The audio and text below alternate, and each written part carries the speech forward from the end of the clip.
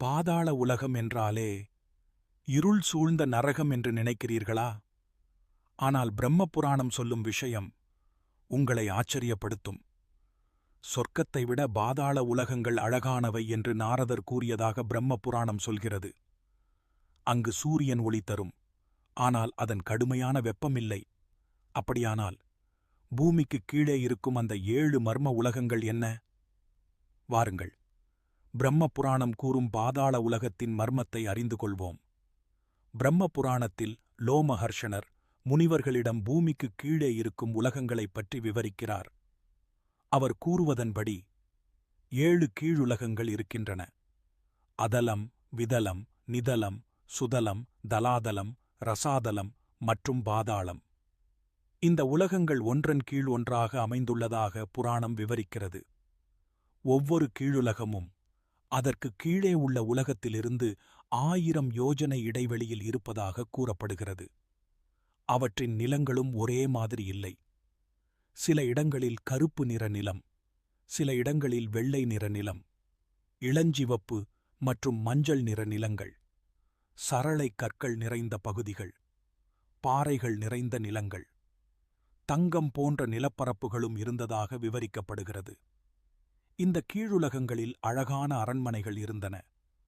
அங்கு தானவர்கள், தைத்தியர்கள் மற்றும் மாபெரும் நாகர்கள் வாழ்ந்ததாக பிரம்ம புராணம் கூறுகிறது. ஆனால் இங்குதான் மிகப்பெரிய ஆச்சரியம் வருகிறது. ஒருமுறை பாதாள உலகிலிருந்து சொர்க்கத்தின் சபைக்குச் சென்ற நாரதர், பாதாள உலகங்கள் சொர்க்க உலகத்தை விட மிகவும் அழகானவை என்று கூறியதாக பிரம்ம புராணம் பதிவு செய்கிறது. ஏன் தெரியுமா? அங்கு கண்களை கவரும் பிரகாசமான ரத்தினங்கள் இருந்தன. நாகர்கள் அணிந்திருந்த ஆபரணங்களின் ஒளிக்கு இணையானது வேறு எதுவும் இல்லை என்று கூறப்படுகிறது. பகலில் சூரியனின் கதிர்கள் அங்கு வெளிச்சத்தை பரப்பும், ஆனால் அதன் கடுமையான வெப்பம் இருக்காது. இரவில் நிலவின் ஒளி இருக்கும். அழகான காடுகள், ஓடும் நதிகள், அமைதியான ஏரிகள், தாமரைகள் நிறைந்த குளங்கள், குயில்கள் மற்றும் இனிய பறவைகளின் குரல்கள், எங்கும் வீணை, புல்லாங்குழல், மிருதங்கத்தின் இனிய இசை. தானவர்கள், தைத்தியர்கள் மற்றும் நாகர்கள் இந்த அழகுகளை அனுபவித்ததாக பிரம்ம புராணம் கூறுகிறது.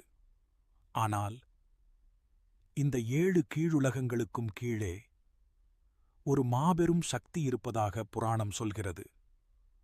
அவர்தான் சேஷன், அனந்தன் என்றும் அழைக்கப்படும் 1000 தலைகளைக் கொண்ட மாபெரும் நாகர். அவருடைய 1000 தலைகளில் இருக்கும் இரத்தினங்கள் எல்லா திசைகளையும் ஒளிரச் செய்வதாக கூறப்படுகிறது. பிரம்ம புராணத்தின்படி இந்த பூமியையே தனது தலையில் தாங்கி நிற்பவர் ஆனந்த சேஷன். அவர் அசைந்து உடலை நீட்டும்போது நதிகள், காடுகள், மலைகளுடன் பூமியே அதிரும் என்று புராணம் விவரிக்கிறது. அப்படியானால் பாதாள உலகம் உண்மையிலேயே நாம் நினைப்பது போல இருள் நிறைந்த நரகமா? பிரம்ம புராணத்தின் இந்த அத்தியாயம் காட்டும் காட்சி முற்றிலும் வேறு. சொர்க்கத்தை விட அழகான உலகங்கள் பூமிக்குக் கீழே இருப்பதாக ஏன் கூறப்பட்டது?